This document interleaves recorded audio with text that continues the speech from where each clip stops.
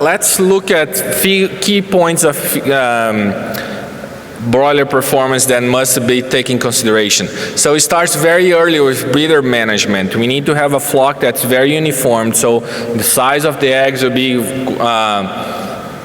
as uniform as possible throughout production. The nutrition of those breeders has a direct impact on how good that baby chick actually going to hatch, and that's very important to have a very balanced nutrition factor. And also the nutrition is very important to make that flock in a target body weight, so your fertility actually going to be on pair to what the genetic breed have selected to. Incubation, that's something that a lot of times we don't take in consideration, but if you think that a broiler lives 35 to 42 days in the field, it will spend 21 days in the hatchery incubating. That means that's 1/3 of its production life is in a hatchery.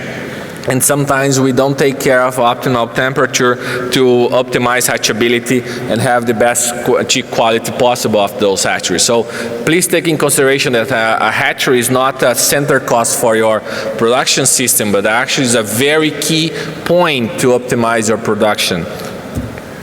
Placement and brooding.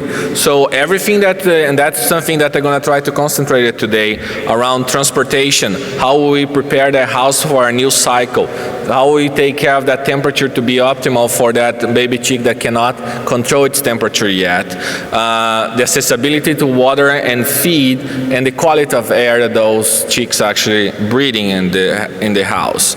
And then the grow out that is related to everything that I mentioned, nutrition, disease control through vaccination or surveillance, and biosecurity, ventilation, and the management that to have everything accessible as possible for those birds.